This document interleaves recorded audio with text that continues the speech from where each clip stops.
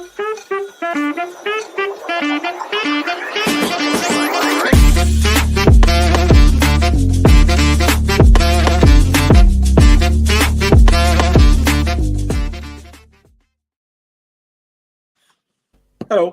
and welcome back to the finish line. It's myself and Sean this week. Dave is doing more PTs because we're going off to Cheltenham tomorrow, and Tom is doing a 10k fun run. But as me and Sean just discussed about 5 seconds ago, it's a run around Buckies to GSI into Chutzpal for Friday. All right, Sean. I can already feel the sweat rolling down on Pablo's forehead already, just at the thoughts of us even saying that. He'll play it all off now. He'll be there Friday and he'll be cool as a cucumber. Inside, he's dying. Yeah. So we are not short-staffed this week, but obviously with Cheltenham on, Dave things to do, Tom has things to do before we head over. We're meant to go at 7. I was at a rugby match. It only finished 15 minutes ago. I'm frozen. I want to get this done as quick as possible because I am absolutely Baltic. But we are going to hit the main races of the Cheltenham November meeting. We'll talk about 1 or 2 talking points from last week. And we will just start with the non-breeding marine moose, aka Marine National. Sean, we all kind of thought something like this was going to happen with him. Got taken out of his comfort zone very early by Clicksiot. Barry Conn must be on something if he thinks this fella still has a chance in a champion chase. Yeah, it was abysmal early. He rocks down the first and gave that a right rattle. I don't think the jumping got much better from that point on. I'd say he's gone backwards massively in the jumping compartment. Compared to the first time out at Leopardstown last season to that the other day was very, very poor. And Calixios got his own way out in front. He tracked him. And to be quite honest, other than swinging off the bend and Mikey O'Sullivan sitting on the bridle, he didn't really get much closer. Calixios went down and popped the last 2, and Mikey O'Sullivan pulled the whip, and he did not close that gap at all. Calixios held the gap. Listen, credit to him, because I think a lot of people probably just look past him and say Marine National is disappointed. But he jumped very well. I'd say he could be on his travels. I think I'd possibly seen the Tingle Creek mentioned. Not a bad route for an early season to try and get close in the grade 1. I don't think he beat John Bond, but look, he could run with big credit. But Marine National, very disappointing. Jumping went, he didn't pick up. We've hammed on about the wind issues. Look, it's hard to fight against him now. If there was one place that test the old wind, it'd be going up that nice hill, and he didn't exactly close any ground whatsoever. And by the sounds of it, they had him well forward and prepared for his first run. He got good ground, 0 excuses. And as you said, for Barry Connell thinking that this lad have a big hand in the champion chase, I'd like 2 of wherever he was taken. I'd like a whole packet of them. But look, he was in trouble a long way out. You could see Mikey was having a good hold of him, good squeeze, trying to make him to go forward. It just wasn't there. He's nowhere near the horse that everyone thought he was going to be. And if we look back at the Supreme, it wasn't the greatest race in all regards. 1 or 2 have come out and obviously improved from that. I think it was the 3rd slowest Supreme the last 10, 15 years or something like that I've seen on Twitter. But look, his jumping, as you said, went to pieces. Clicksios put him under pressure a long way out. And there was just no turn at this magical turn of foot that was apparently he has to get anywhere near him. And the hill found him out and he rolled up the hill. But that's his chances gone in the champion chase. I don't care what Barry Conlon says. He has no hope in hell of winning the champion chase. If he can't get weight off Calixios and beat him, you have no hope in hell in the champion chase. And that's just facts. Yeah, like that's the thing as well. Like he was getting weight the weekend. Like it was all in favour. And for not to listen, no disrespect to Calixios, I don't think he's one of them top 2 milers. But for him to be putting them away as easy as that, you'd have to be worried about going up against the likes of I don't know, if an Ogamane comes back, a Gaelic Warrior at 2 miles, any of them, like he's up shit creek in my opinion. Yeah, like Calixios is a solid grade 2 horse. He's just short of grade 1 standard, and it's like that's not a standard. That's a standard you need to be beaten. And he was definitely well forward for that. One other we'll touch on, Sean. Jericho the Weapony. Went missing for about 10 minutes. We were in our chat group as they were going down to the start, and we're like, where the hell is this fella gone? And apparently he was identifying as a lion in the saddler boxes, according to good old Nico. It kind of went to pop before it even went out to the track. Yeah, look, I sometimes think Nicky must actually love just keep on giving the gift that given, because all these gifts and little clips of him saying amazing things, you can add one more to the list. Because when he made the point about saddling this lad up about a lion, well, it was brilliant. I'd seen it all over Twitter. I'd say it's going to be used a lot in the future. But yeah, it was very suspect. I didn't think it was a great look, to be quite honest with you. He's gone missing. There wasn't much of an update, and the drift is obviously people there to track what was going on, and the drift started happening massively. I think he was like 4 to 9 possibly, and then he drifted all the way out. I'd say nearly to 10 to 11 just before the off, and he went down, and geez, he gave that fence. I think it's a ditch. I'm not too sure. The one just in front of the stands. He given that sturdy as air time, and I'm surprised he didn't come down at that one. His jumping was not to end up putting him out of the race. To be honest with you, he made a bad mistake on the back as well, and Nico put him up.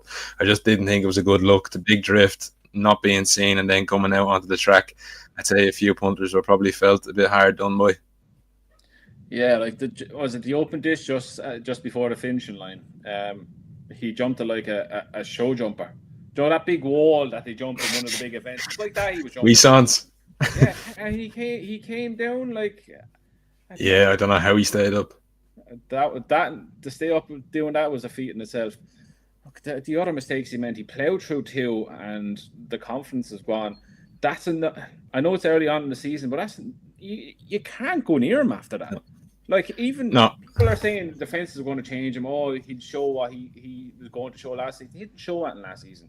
He beat horses that were just average horses, and he done it like not impressively at all. I've never got him, I never will get it. He's definitely off any list. He wasn't even on a list of mine, but he would never make a list or anything like that. So yeah, he's a massive comeback.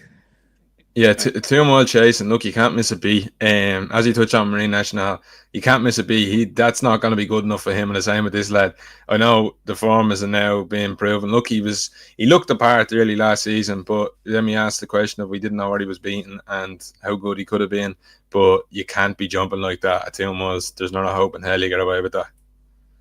No, not a chance. Right, that's enough of last week. We're going to start with Friday's card at Cheltenham. I'm just getting it here. And we're going to start with the 145, the mocking brilliant Paddy Power Novices Chase. That was brilliant.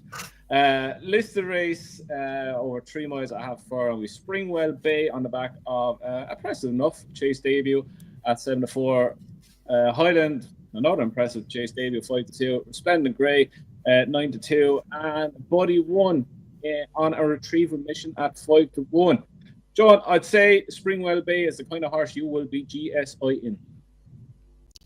Yeah, he definitely is one of my strongest bets of the weekend. Now, to be honest with you, like, you go through this field and you come to Buddy 1. Look, good hurdler he was. I don't think he's transferred this to fences. 2 starts now, and Galway and at Wexford, he was very hesitant in the jumping department. He gave up a lot of ground. He was jamming on before fences, and you just can't do that. I know around Cheltenham you definitely can't. There's a lot of jumps down the back straight there, and I just hate to see him coming down the one down the hill. God forbid you had to ask him at that point. I don't think he's the greatest jumper. He was a very good hurdler, but it doesn't always translate, so I'm willing to take him on. I think the Ollie Murphy horse that's in the race here, Resplendent Grey. Look, I thought you won a weak enough race the last time, and I think stepping up against the 2 caliber horses in Highland and Springwell Bay here, you might be a little bit found out. But his biggest danger is Highland, and he's had 3 runs. He's busy over the summer. He won 2 and was defeated and won.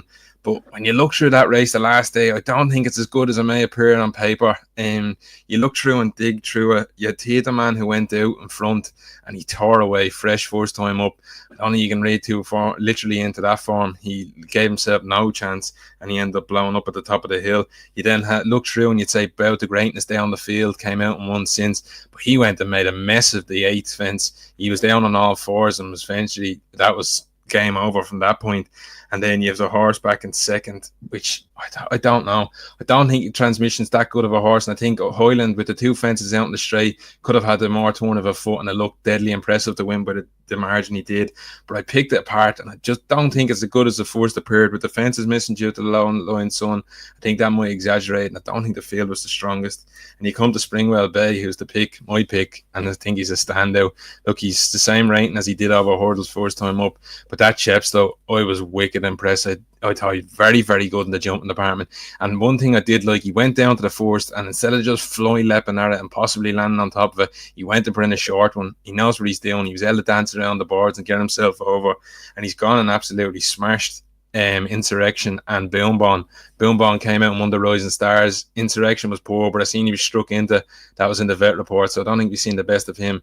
But you have a grade 2 winner in behind that day, and I'm fully convinced he absolutely bolted up winning snug. I thought John Joe O'Neill done great to make it look like it was an effort to get this lad to win by a length or two, but I think he has bags up his sleeve and improving horse. I think fences and a step back up and trip here, I think he's absolutely rock solid. Yeah, I agree with you. I was really impressed with how he got the job done at Chepstow.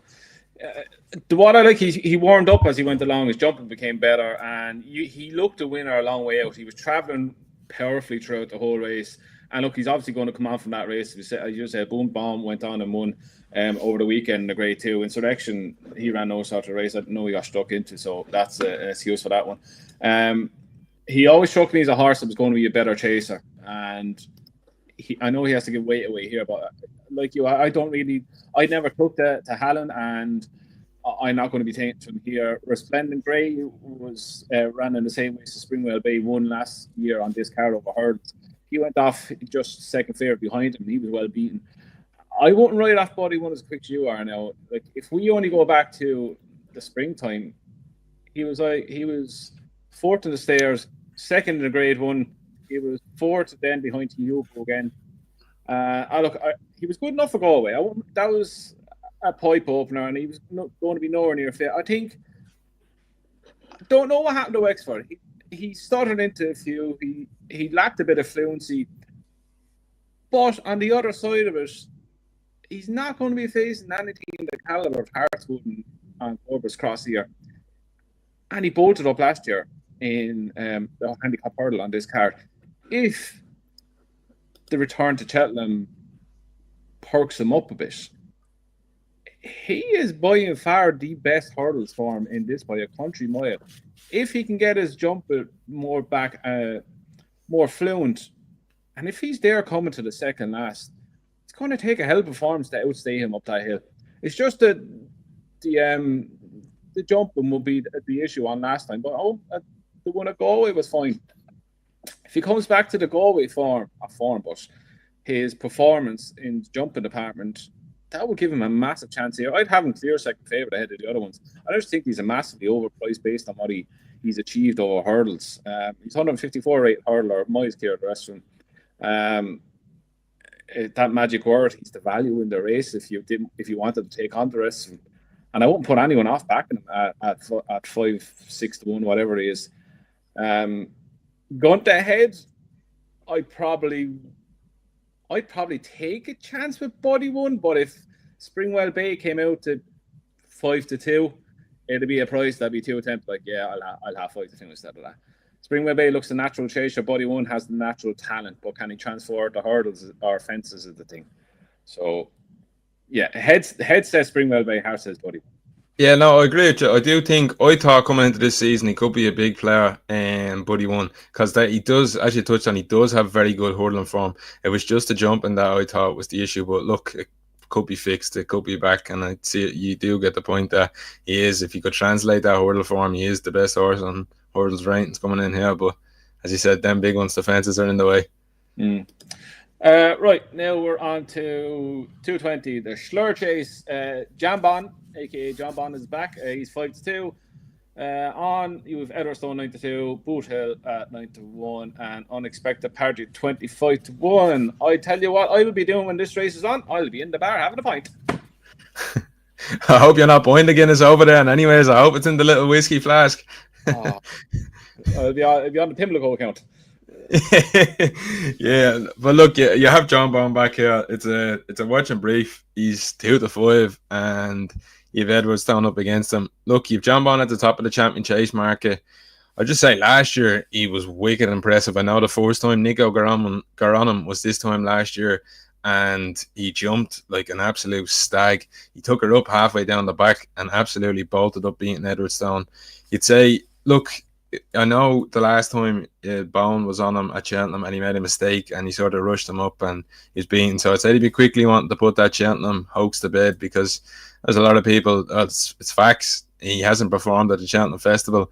I don't know whether people are worried about maybe it's the festival or if it's the track. But look, I think Edwardstone, I'd say the best chance they have given is if he goes out in front. I think if he ran like he did at Newbury last year, that's how you're going to try and get John Bond beaten. I don't think he'd be good enough, but I think they should be going out in front and trying to let him jump and run rather than holding him up when you know you're not going to get beaten. But I think John Bond, look, he's up the top of the mark. It's not going to take a genius to tell you to win. But I'm hoping he puts in that impressive performance. He's only been beaten, I think it's 3 times in his career. He's a very good horse who probably just gets a little bit overlooked because he's being beaten at Cheltenham. And them 3 defeats have come at Cheltenham, so that is the worry. But the opposition isn't the worry at all. If he doesn't win this with his head in his chest, he has no right to be sitting at the top of a champion chase market. And even I wouldn't be going near him for a champion chase. No. I just think he's flat. He's a flat track horse. His best form has all been a flat track, Sandown and whatnot. Sandown is definitely his track by a country mile. Yeah, look, he'd win. There's no doubt about it. I don't mean back anything without markers. It's a race I will be staying well clear of. I hope there's a nice race on him. I'm just down or Mace, whatever's on Friday. Because I won't be going near that. 3:30, we have the Albert Bartlett novices hurdle 2 mile 5, even though the Albert Bartlett over 3 miles, but that's a different story.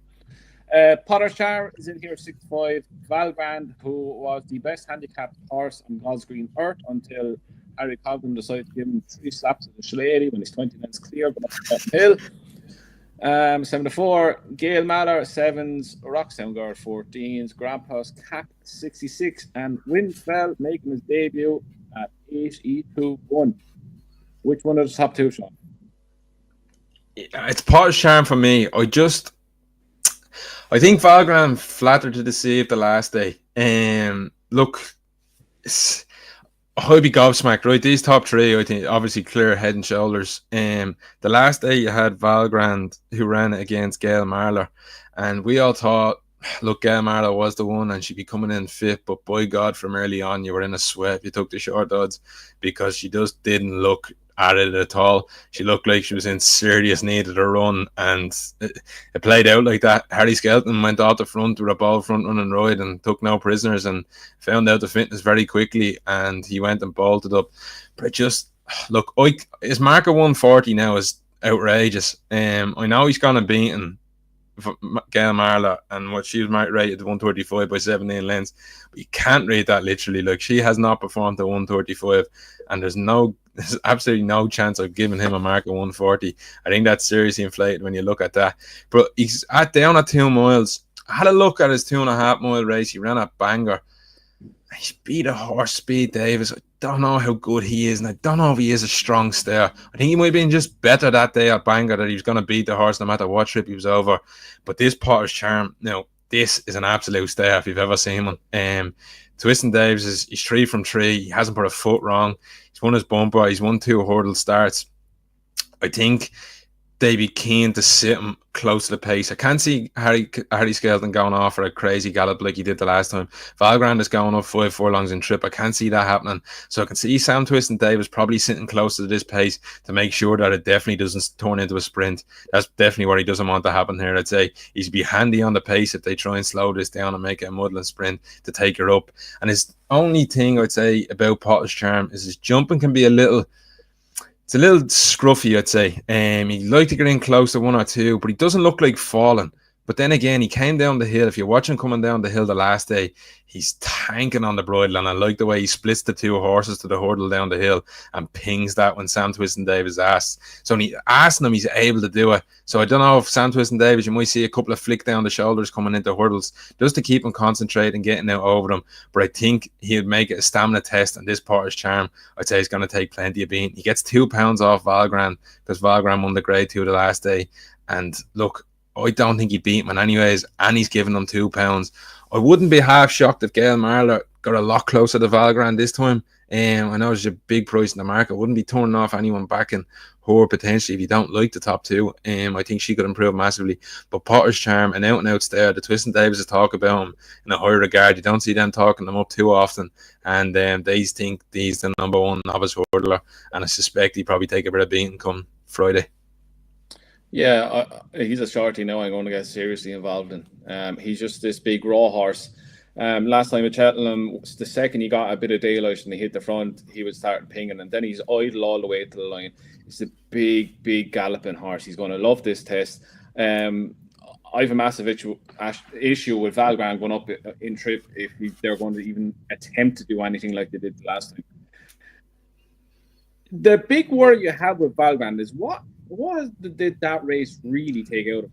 Like, Harry got stuck into him, like, and you're 20 lengths there, lad. What are you doing?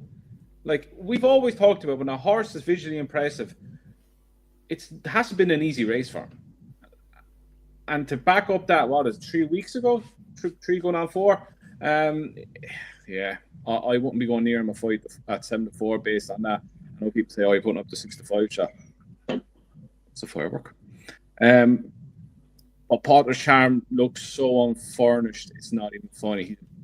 He's just a big tank of a horse who's going to keep improving and racing. And I think they make more use of him here, which I can see them doing it to run the sting out of Valgren. I know he's had them winning over this kind of trip before, but he's done it against lower horses, and I think this Potter's Charm is going to be a fairly decent horse. Whatever he does over hurdles is a bonus. So when he goes chasing, yeah. Like what he done the last time? Like, I'm not saying the Gordon Elliott horse is a superstar or anything like that, but I don't think he's any dog, to be honest with you. He went and won his maiden in Ireland before going over there, and he's come down with the challenge to the last. And if you watch Sam Twiston-Davies, he only hits him once, and that's to keep his eye on the job. He's doing nothing in front. He's doing. Yeah. I watched it just before about an hour ago. He's literally just waving around, going, "What the hell am I meant to be doing here?" And then he just. He only hits him once after. Sam looks like he's doing a lot more in the saddle than he actually is, because he's all arms and legs. Yeah. So, but I think he would never win by half the track. He's one of these horses who would hit the front and just do what he has to do. And I think that's exactly what he's going to do on Friday. I'm a big fan of him, and I think he's going to be a very interesting horse once he sees a fence. We're going to talk about the cross-country race, but we leave it. Conflated wins by half the track. Just on that, like we have to. It's in my head. I was looking at you just before we came on. You said this earlier on. You're gotten giddy now. He's 4-1, right? Best price 4-1. Second favourite is Mr. Coffee. Has to win since November of 2020. Third favourite is Fame Over the Glory, who hasn't won a jumps race under rules yet. And then you have Bustleton, whose form figures are 4-6, pull up 0. You have Tommy Bow, who is each way betting it. You Sweet David. I'll have David O'Keefe and 100% be backing that. That's the French horse. You slip away and back on the like. I know he's carrying 12 stones. Sam James taking off 7. He's race fit now. Am I missing something here? He's, according to Gordon Elliott, he's the best horse he's ever seen school around a cross country course. What am I missing? He's 3-1. The only thing I would say to you is now, I could be jumping the gun. He's looked a little bit sour this season, and that'd be my only thing. Now, I know this could be, listen, it wouldn't be beyond the realms of possibility that was supposed to be the case, and he's going to rock up here and win by 10 lengths. But I just think he's going to fall on the first day out, and he's gone to Weatherby the last day. He just didn't travel with much zest at all, to be honest with you. He went past the stand the first time. He started going backwards, and he just didn't look. Listen, he had the blinkers on him, and he just, I don't know, I just didn't think he looked full of zest. But it wouldn't be beyond the realms of possibility that all of a sudden he's cherry ripe here and he starts pinging everything. But that'd be my only concern with him. But I can see a point. The field is not great. It's not the strongest, and it's not a pipe opener like they've come here for in the past. First run of the season, finished down the field and they're happy out. He's had 2 runs. He's gonna be fit. Like he's a great one-winning chaser. The rest of them are barely chasers. I know he's giving away near 2 stone or whatever it is, but like how is he still this price? Like, I know he's 10 going 11, but the rest of them are no spring chickens. Bar Sweet David, he's the French, he's the unknown horse in it. And we've seen what Gordon does with all these horses that go cross country. They turn themselves inside out. Is it too good to be true? Let me know in the chats if it is, because I'm at the back of them already. Right, we're moving on to Saturday. Enough of conflated. 145. The Paddy Power Arkle Challenge Trophy Trial Novice Chase Grade 2 over 2 miles. Ludasod is 7-4. Birico Lord 4s. Jordan's 4s. Lookaway 8s. Pat Drew 10s and Bigger Rest. Sean, all bar Ludasod banking a fence on his chase debut. He was mighty impressive. He's rated a lot higher. He's rated 10 pounds higher than this hurdle mark already. Is he that good?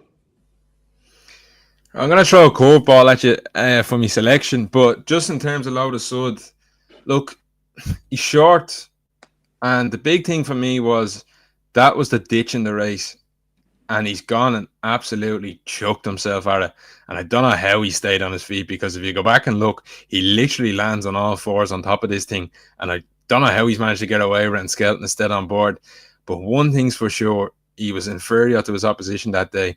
If he was racing any half-decent horse in that race, I don't think he would have gotten away with it, because you just can't make a mistake like that and get away with it against good horses. But when you're running against poor ones and you're just better, you get away with it, because there was nothing taking him on. There was nothing challenging him. He never got contested at fence, and he was just able to find his feet again and get going. Now, I understand he was perfect after that and Skelton was pushing him in, but it'd just be a big fear for me taking short odds on a horse first time up that jump fences, chucked himself at a ditch and landed on top of it, and you're asking about taking again short odds going around Cheltenham, which is a jumping test, up and down hills. You come down that hill to 3 out. It's just a horse I don't want to back at the moment. I'm not saying he's not going to win or he shouldn't be the price he is. I think if you see his rating, he definitely is there, and he's improved. For a fence, he deserves to be at the top of the market, but I just don't know. It's a jump, and look, it could have been first time up, and that's the only mistake he'll ever make. But if he went out there and started clouting fences, I'd absolutely kick myself for backing him at the sort of price he is. After showing that the last day, I just think he's short, and he'd be one I'd be willing to let go. Yeah, he's very short. Like, if there's one horse here, if he's declared like the current price that he's at now, he's an absolute I think we might robbery of an each way bet. Yeah, I think we might have the same horse. The horse I'm gonna put up is Faso Mode. He's 14-1. No, it's not the same horse as me. Okay. The curveball I was gonna throw at you is Faso Mode, and he's 14-1 at the moment. And look, I think he's a bit of a local at a big price. I wouldn't be afraid of having a small few shillings on each way.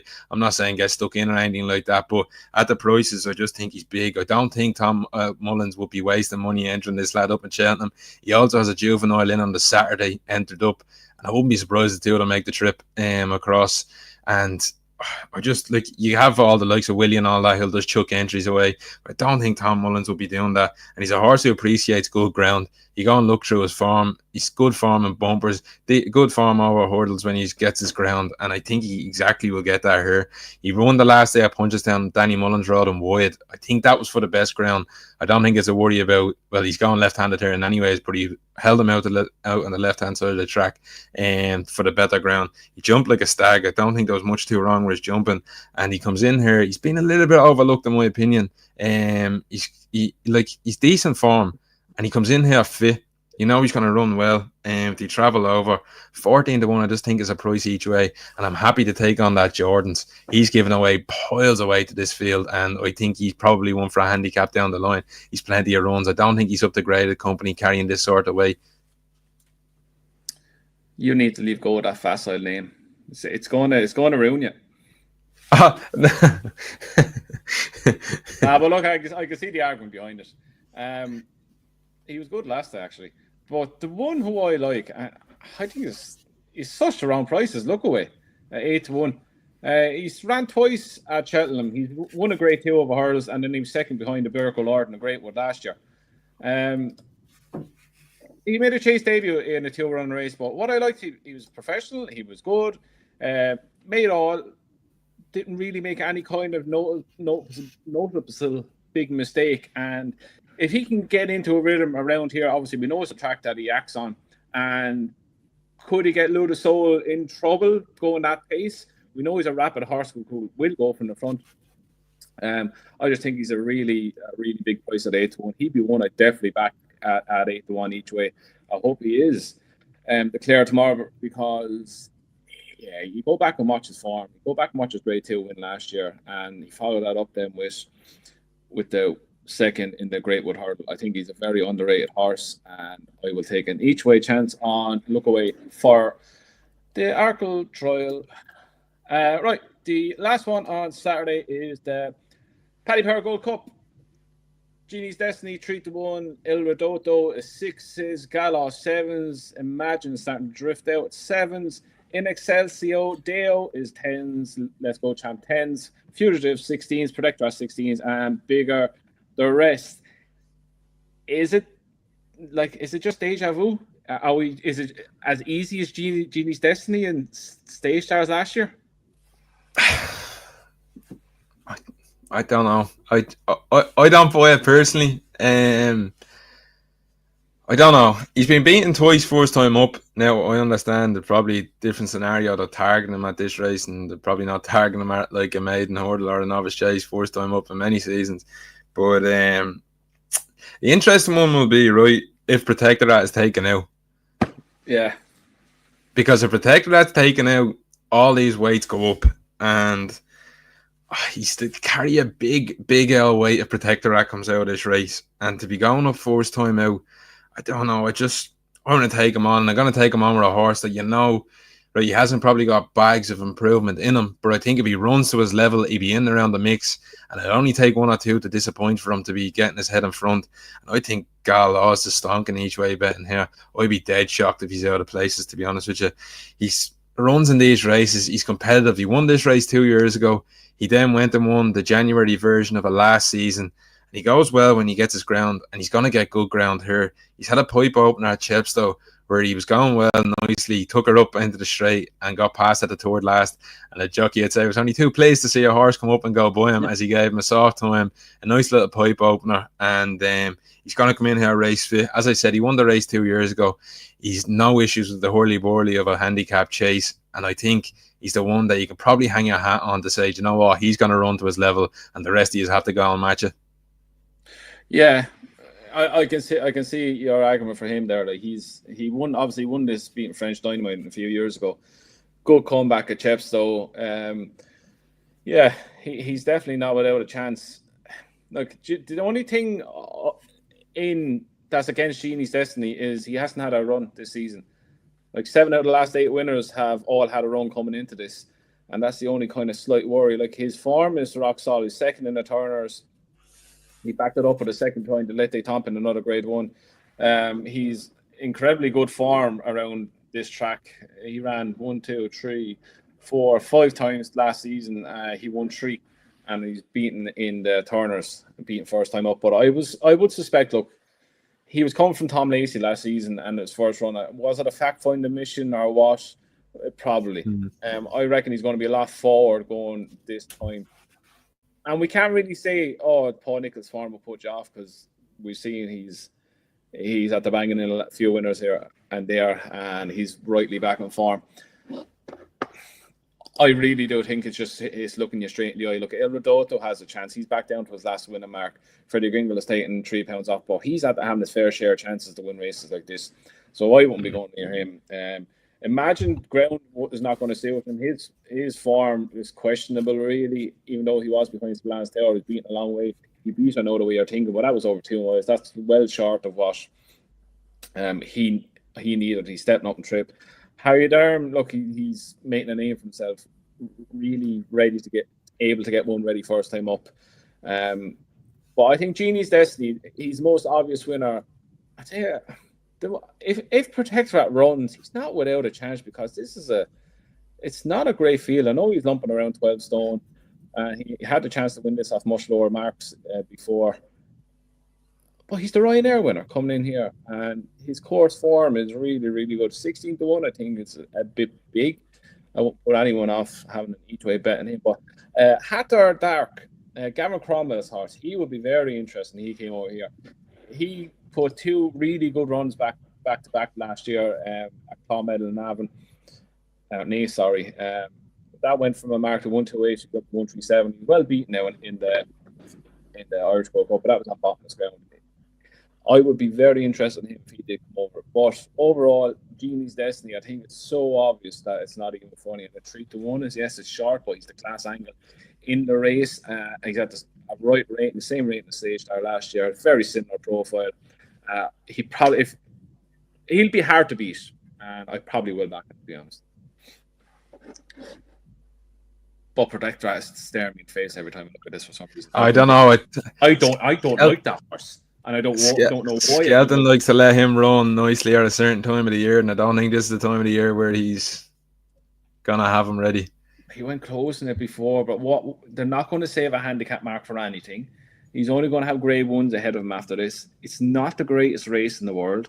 There's been a lot better renewals than this. And if 2 or 3 at the top come out,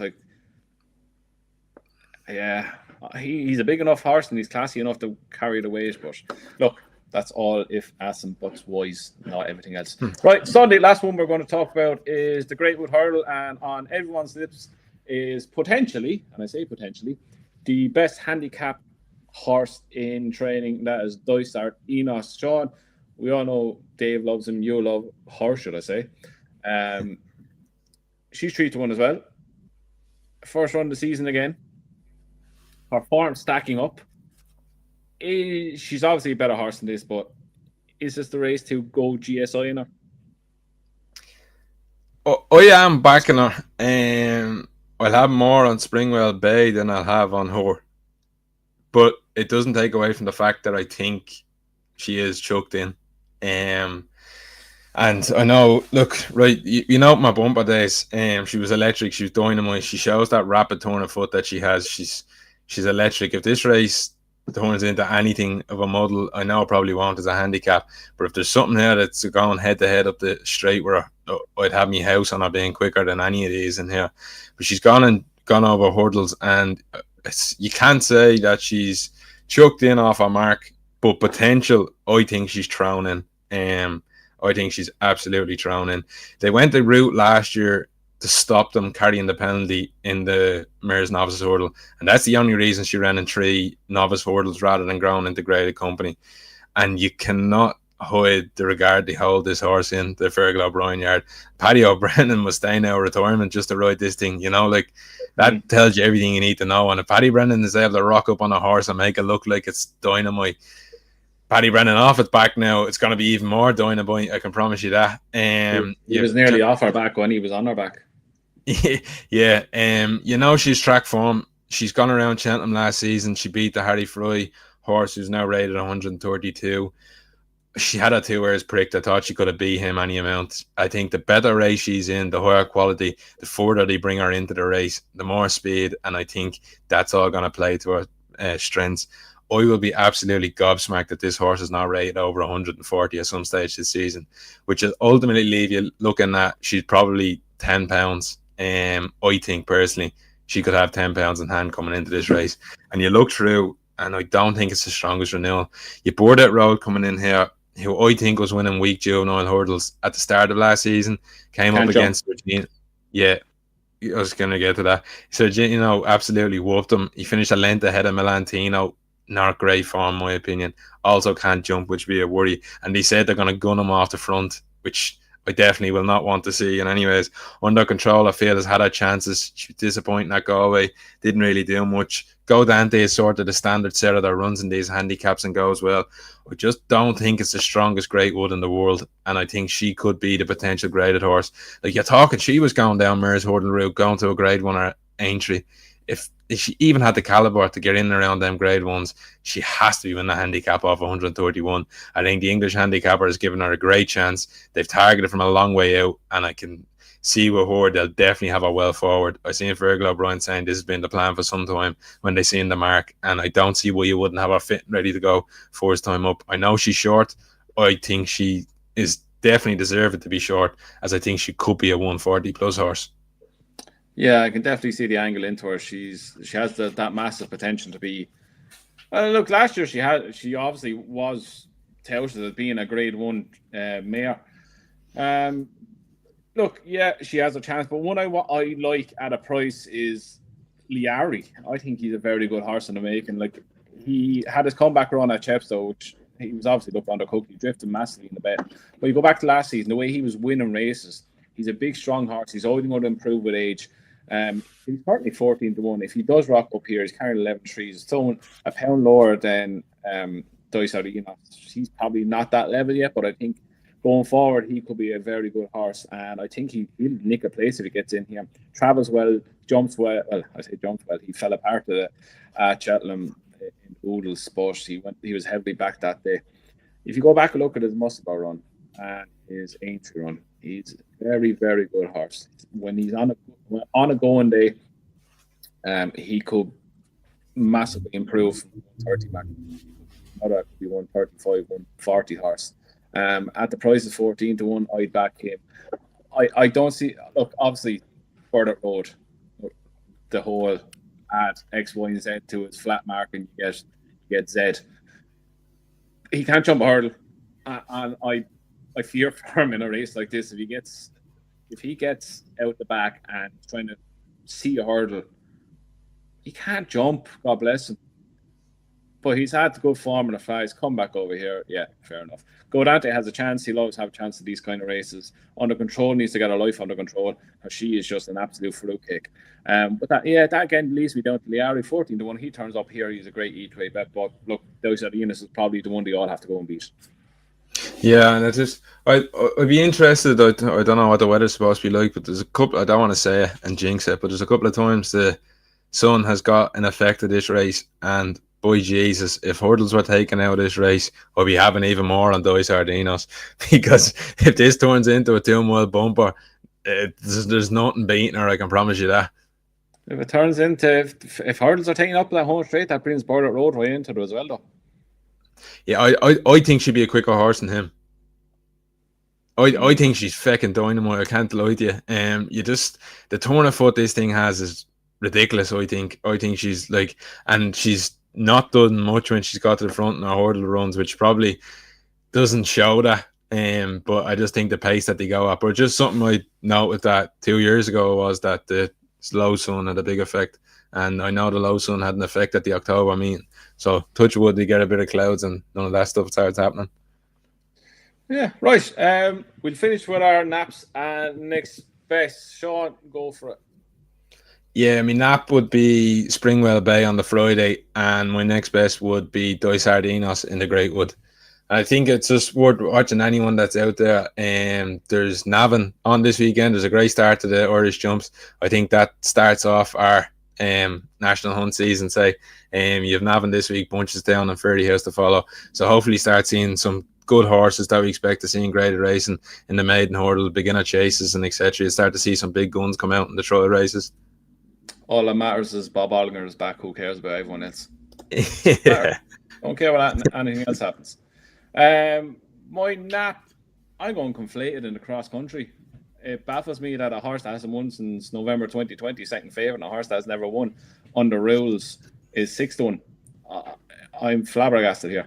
But he's my nap. My next best, who we didn't touch on, and one who I think is a great each-way bet, is in the Forest on Friday. And it's Biddy Lee Swagger, Philip Rothwell's. He progressed from a rating of 89 up to 104 last season in handicap hurdles. You go back and watch some of the races. He was first at Punchestown, then he beat by Champagne Platinum at the Toyestes meeting by a head. He went on then to finish 3/4 length behind Mousy Brown, who we didn't know then was absolutely chucked in off that mark. He went on to win a good few races on the back of that. He comes in here fresh. His last run was behind Tune in the Box at the Punchestown Festival, beating 11 lengths there. He's rated 104 over here. He got an extra £6 for that. He's in off a nice racing way. He's 10 stone 13, and Freddie Mitchell is on his back. I think 12-1 is a great each way price for a race that Philip Rockwell would. Spicy. Didn't see that coming. Huh? Spicy. I didn't see that coming. I was looking at that now today. I was doing me talk sports. I have so much talk sport things to do before I go out tomorrow. But that's one I have put up for Friday, and I think he's a great each way bet. I think there's a lot more potential to come in from him in a race where the top two have a lot of wins next to their name, but they haven't been really. I went back and watched the race. They haven't really been doing that for me. American Sniper only ran last week. He won this last year. He's only a pound less, but he's carrying 12 stone 2. That's a lot of weight to carry around here. I think he's in off a nice racing weight. I think 12-1 is a great bet for that. Yeah, there's an interesting one in the maiden hurdle. Are you going racing on Sunday? I might. No. There's an interesting one in the maiden hurdle there. I'll just give a shout out to it's Nicky Henderson train. Keatsheim, I want to say it's called. I haven't a fucking clue. It's a French name. It's a JP horse. It's a mare. But interesting to see that Nicky's ended up in a maiden hurdle against the Geldens first time out. And I know she's come over with a couple of wins from France. And it's just interesting to see that he's chucked her in against the Geldens first time out. She might be one that you want to have on your radar if she goes and wins nicely. What's the name again? Keatsheim? Haven't a fucking clue how to pronounce it. Keatsheim. Yeah. Nicky Henderson trying. JP McManus anyways. How to Not Pronounce French Horses by Andrew and Sean. Right, that is us done for this week. Myself, Dave, Tom, a few of the other lads, Sean, Puddy, Brian and Mark are all going to Cheltenham. We're flying out tomorrow, so we'll be there on the Friday and Saturday racing. Come say hi. Tell us what you really think about us. And we're more happy to have chats and whatnot about horses and everything else. Bring a point against lads. You'll be best mates. we'll be lingering around the upper levels by William Hill and all them places. We'll be around there. And our usual spot where we won't tell anyone because they will take our spot. Right, so until next week, enjoy the November meeting, and we'll see you next Wednesday where we'll go back through everything and have a look then at the week ahead. Happy punting.